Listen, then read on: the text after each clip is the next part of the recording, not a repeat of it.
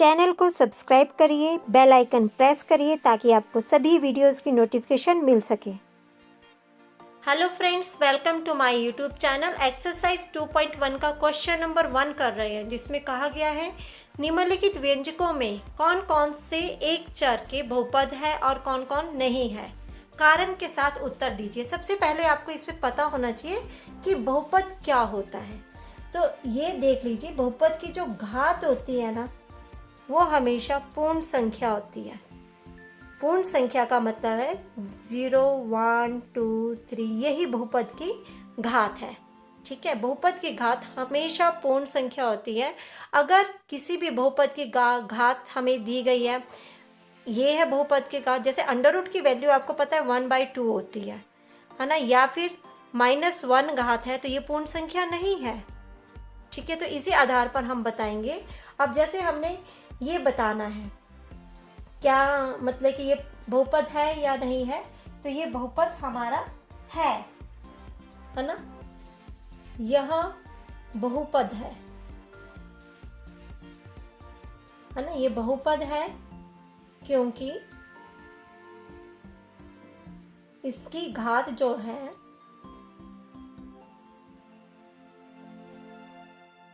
पद की घात पूर्ण संख्या है।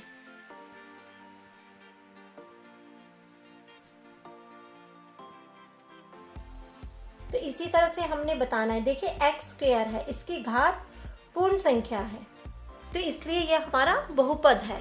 अब हमने पद की घात बोला है, इसमें प्रत्येक पद मतलब कि x की घात पूर्ण संख्या है। अब यहाँ पर देखिए, यह भी बहुपद है। हाँ, यह बहुपद है।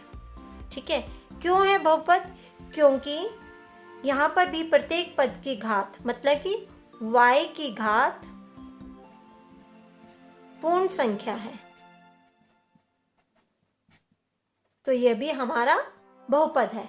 यहाँ पर देखिए, मैंने आपको कहा अंडर रूट की जो वैल्यू होती है वो 1/2 होती है, तो यह बहुपद नहीं है। क्यों नहीं है? क्योंकि t की घात पूर्ण संख्या नहीं है, पूर्ण संख्या नहीं है। t की घात हमारी पूर्ण संख्या नहीं है, इसलिए ये बहुपद नहीं है। अब देखिए एक और चीज़ बताऊं, अगर हमने लिखा 1/y, तो इसका मतलब ये है कि y की घात -1। जब नीचे y होता है, इसको हम ऊपर लेके आएंगे तो ये -1 होगा। अब यही यहाँ पर इसी तरह से देखिए कि इसकी घात तो पूर्ण संख्या है, लेकिन y की घात है ना, 2/y में y की घात जो है वो -1 है। ठीक है, तो यहाँ पर क्या बोलेंगे कि y की घात पूर्ण संख्या नहीं है, नहीं है, तो इसलिए यह हमारा बहुपद नहीं है। तो इसमें आएगा हमारा नहीं, यह बहुपद नहीं है। इसी तरह अब यहाँ पर देखिए, इन तीनों की घात पूर्ण संख्या है, तो हाँ ये बहुपद है, क्योंकि इसकी घात, पदों की घात पूर्ण संख्या है। तो इस तरह से है हमारा फर्स्ट क्वेश्चन सॉल्व हो गया है। देखिए 2.1 का क्वेश्चन नंबर 2, इसमें पूछा गया है निम्नलिखित में से प्रत्येक में x² का गुणांक। क्या पूछा? x² का गुणांक। अब गुणांक को हम बोलते हैं कोफिशिएंट। कोफिशिएंट क्या होता है? ये देखिए, जैसे ये हमारे पास x³ है, इसके साथ कौन सा नंबर है?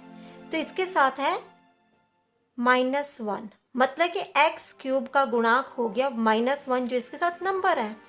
अब यहाँ देखिए, यहाँ है x²। अगर हमसे सम में पूछा है x² का गुणांक बताइए, तो x² का साथ है यहाँ पर 4 नंबर, ये नंबर है, तो ये इसका गुणांक आ गया। अब यहाँ पर हाँ, x का गुणांक है हमारा 7, यहाँ पर x वगैरह कुछ नहीं है। अगर इसमें पूछा गया x का गुणांक, तो हम लिखेंगे 0, क्योंकि इसके साथ x है ही नहीं।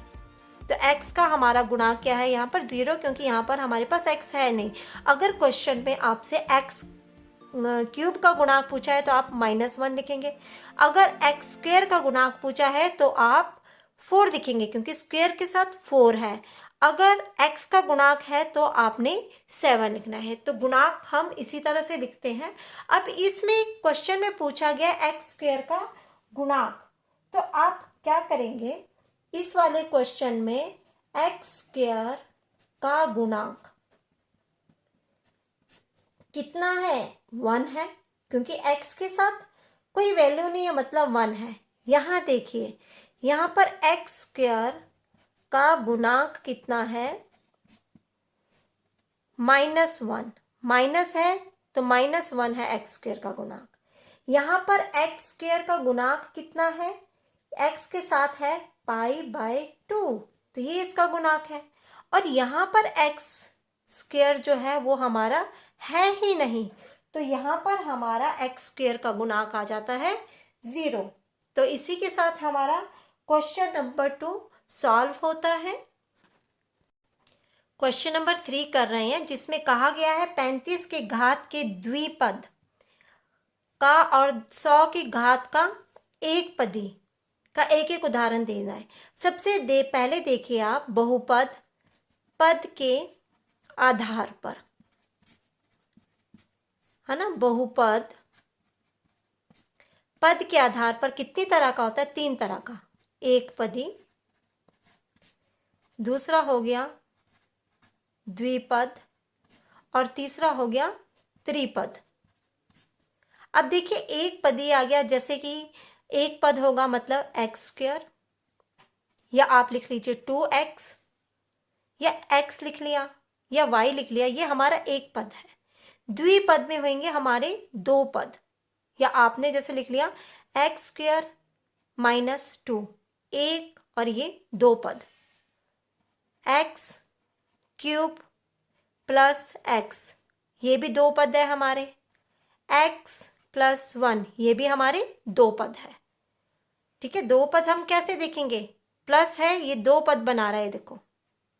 त्रिपद आ गया हमारा x क्यूब प्लस x -1, यहाँ 3 पद है, 1 2 3, ये त्रिपद है। 2x स्क्वायर प्लस x + 1, यहाँ पर भी देखिए 1 2 3, त्रिपद में आप 3 बनाएंगे इसी तरह। अब इसमें कहा गया है 35 के घात वाला आपने इसमें द्विपद लिखना है, तो आप लिख देंगे 35 घात का द्विपद। आप कुछ भी लिख सकते हैं इसमें, तो आप इसमें लिख लीजिए घात, 35 हमारी घात आनी चाहिए, तो आप लिख लीजिए x की घात 35 -1, तो ये आ गया हमारा द्विपद। आप कोई भी अपनी मर्जी से एग्जाम्पल बना सकते हैं द्विपद का, जैसे 2x की घात 35 + 4, कुछ भी लिख सकते हैं, लेकिन ये 1 2 पद होने चाहिए। दूसरा इसमें हमसे पूछा गया है 100 की घात वाला, 100 घात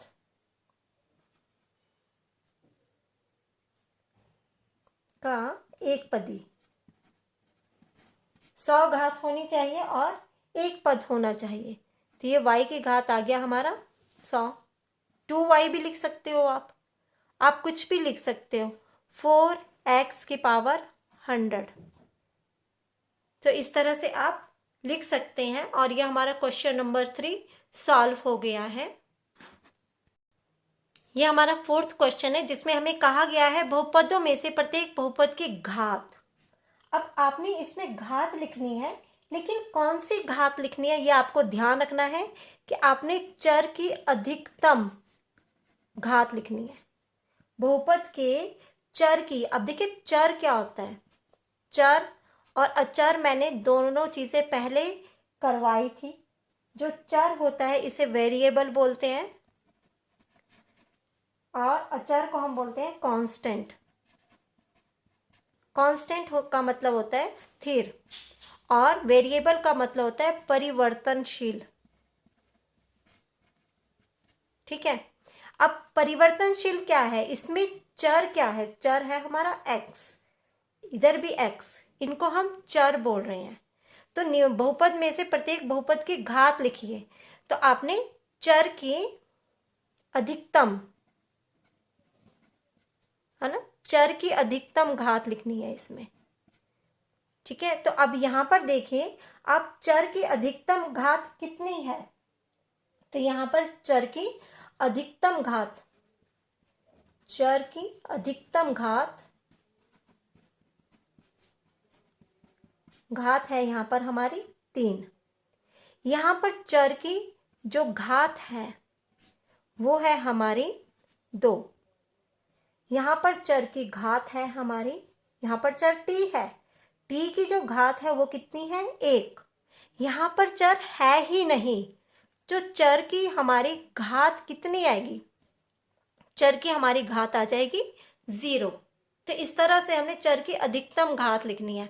यहाँ पर 2 है, यहाँ पर 1 है और यहाँ पर 0, और जो हमें घात देखनी है वो चर की ही देखनी है। चर क्या होता है, चर होता है हमारा x y z, जो भी इंग्लिश के अक्षर आता है। अचर होता है हमारा 1 2 3, है ना। अचर तो मैंने ऐसे ही बता दिया, लेकिन यहाँ पर आपने सिर्फ चर की घात देखनी है इन सम्स में। तो ये हमारा क्वेश्चन नंबर 4 सॉल्व हो गया है। 2.1 का क्वेश्चन नंबर 5, इसमें हमें पूछा गया है कि बहुपदों में कौन कौन से बहुपद रैखिक है, द्विघाती है और त्रिघाती है। अब सबसे पहले आप देख लीजिए कि घात के आधार पर बहुपद कितने प्रकार के होते हैं। घात के आधार पर जो बहुपद होते हैं वो 3 तरह का होता है। नंबर 1 हो गया हमारा रैखिक बहुपद, दूसरा हो गया हमारा द्विघाती, और तीसरा हो गया हमारा त्रिघाती। रैखिक बहुपद की घात हमेशा कितनी होती है, 1 घात होती है। ठीक है, द्विघाती की 2 घात होगी और त्रिघाती की 3 घात। जो हम घात देखते हैं ये चर की देखते हैं। अब यहां पर देखें, यहां पर क्या है, ये 2 घात है, तो ये हमारा बहुपद द्विघाती है, क्योंकि 2 घात है। यहां पर अधिकतम घात 3 है, तो ये बहुपद हो गया हमारा त्रिघाती, क्योंकि x क्यूब बराबर है ना, इसकी घात 3 है ना। यहां पर चर की घात 3 है, इसलिए ये त्रिघाती है। यहां पर ये हमारा द्विघाती है, क्योंकि y स्क्वेयर की जो घात है वो 2 घात है, अधिकतम घात यहां पर 2 है, और ये हमारा आ गया यहां पर घात 1 है, तो ये आ गया हमारा रैखिक। रैखिक हमारा क्यों है, क्योंकि इसमें 1 + x की घात 1 है। आप ये भी लिख सकते हैं कि इसकी घात 1 है, ये भी हमारा रैखिक है, क्योंकि इसकी घात 3t की घात 1 है। अब यहां पर देखिए, ये आ गया हमारा द्विघाती, और इसी तरह हमारा जो लास्ट है ये आ गया हमारा त्रिघाती। आई थिंक आपको ये पूरा क्लियर हो गया होगा द्विघाती त्रिघाती क्यों है, क्योंकि यहाँ पर x क्यूब की घात 3 है, इसलिए ये त्रिघाती है।